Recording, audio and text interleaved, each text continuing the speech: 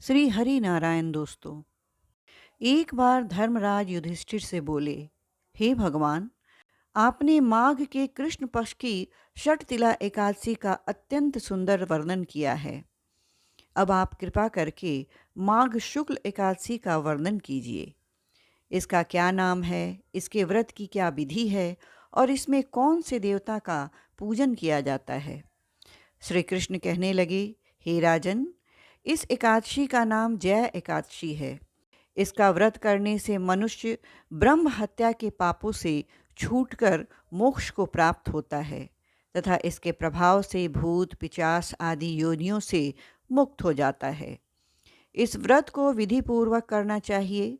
अब मैं तुमसे पद्म पुराण में वर्णित इसकी महिमा की एक कथा सुनाता हूँ। देवराज इंद्र स्वर्ग में राज करते थे और अन्य सभी देवतागण सुखपूर्वक स्वर्ग में रहते थे। एक समय इंद्र अपनी इच्छा अनुसार नंदनवन में अप्सराओं के साथ विहार कर रहे थे और गंधर्व गान कर रहे थे। उन गंधर्वों में प्रसिद्ध पुष्पदंत तथा उसकी कन्या पुष्पवती और चित्रसेन तथा उसकी स्त्री मालिनी भी उपस्थित थे। साथ ही मालिनी का पुत्र पुष्पवान और उसका पुत्र माल्यवान भी उपस्थित थे। पुष्पवती गंधर्व कन्या माल्यवान को देखकर उस पर मोहित हो गई और माल्यवान पर कामवान चलाने लगी। उसने अपने रूप लावण्य और हाव भाव से माल्यवान को वश में कर लिया। हे राजन, वह पुष्पवती अत्यंत सुंदर थी। अब वे इंद्र को प्रसन्न करने के लिए गान करने लगे, परंतु परस्पर मोहित हो जाने के कारण उनका चित्त भ्रमित हो गया था। इनके ठीक प्रकार न गाने तथा स्वर्ग ताल ठीक नहीं होने से इंद्र इनके प्रेम को समझ गया और उन्होंने इसमें अपना अपमान समझकर उनको शाप दे दिया। इंद्र ने कहा, हे मूर्खों, तुमने मेरी आज्ञा का उल्लंघन किया है, इसलिए तुम्हारा धिक्कार है। अब तुम दोनों स्त्री पुरुष के रूप में मृत्युलोक में जाकर पिशाच रूप धारण करो और अपने कर्म का फल भोगो।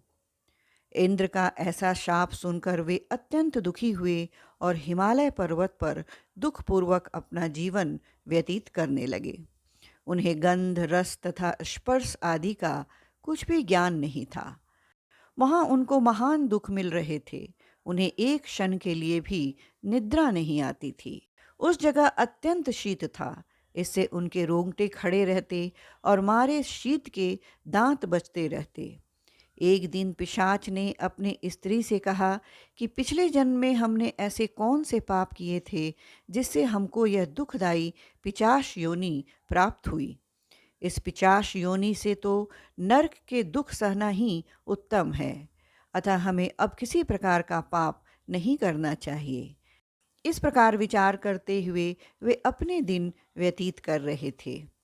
दैव योग से तभी माघ मास में शुक्ल पक्ष की जया नामक एकादशी आई। उस दिन उन्होंने कुछ भी भोजन नहीं किया और न कोई पाप कर्म ही किया। केवल फल फूल खाकर ही दिन व्यतीत किया और सायंकाल के समय बहुत दुखी होकर पीपल के वृक्ष के नीचे बैठ गए। उस समय सूर्य भगवान अस्त हो रहे थे। उस रात को अत्यंत ठंड थी, इस कारण वे दोनों शीत के मारे अति दुखी होकर मृतक के समान आपस में चिपटे हुए पड़े रहे। उस रात्रि को उनको निद्रा भी नहीं आई। हे राजन, जया एकादशी के उपवास और रात्रि के जागरण से दूसरे दिन प्रभात होते ही उनकी पिशाच योनि छूट गई। अत्यंत सुंदर गंधर्व और अप्सरा की देह धारण कर सुंदर वस्त्राभूषणों से अलंकृत होकर उन्होंने स्वर्गलोक को प्रस्थान किया। उस समय आकाश में देवता उनकी स्तुति करते हुए पुष्प वर्षा करने लगे।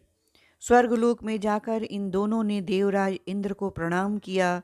इंद्र इनको पहले रूप में देखकर अत्यंत आश्चर्यचकित हुआ और पूछने लगा कि तुमने अपनी पिशाच योनि से किस तरह छुटकारा पाया, सो सब बताओ।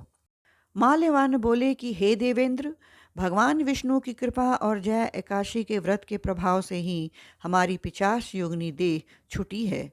तब इंद्र बोले कि हे माल्यवान, भगवान की कृपा और एकादशी का व्रत करने से न केवल तुम्हारी 50 योनि छूट गई, वरन हम लोगों के भी वंदनीय हो गए, क्योंकि विष्णु और शिव के भक्त हम लोगों के लिए वंदनीय हैं।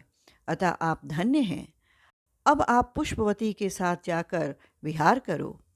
श्री कृष्ण कहने लगे कि हे राजा युधिष्ठिर, इस जया एकादशी के व्रत से बुरी योनि छूट जाती है। जिस मनुष्य ने इस एकादशी का व्रत किया है, उसने मानो सब यज्ञ तप दान आदि कर लिए हैं। जो मनुष्य जया एकादशी का व्रत करते हैं, वे अवश्य ही 1000 वर्ष तक स्वर्ग में वास करते हैं। ये थी जया एकादशी की कथा। कथा आपको अच्छी लगी हो तो इसी तरह की और भी कथा सुनने के लिए आप मेरे चैनल को सब्सक्राइब जरूर करें। जय श्री हरि कृष्णा। नमस्कार दोस्तों।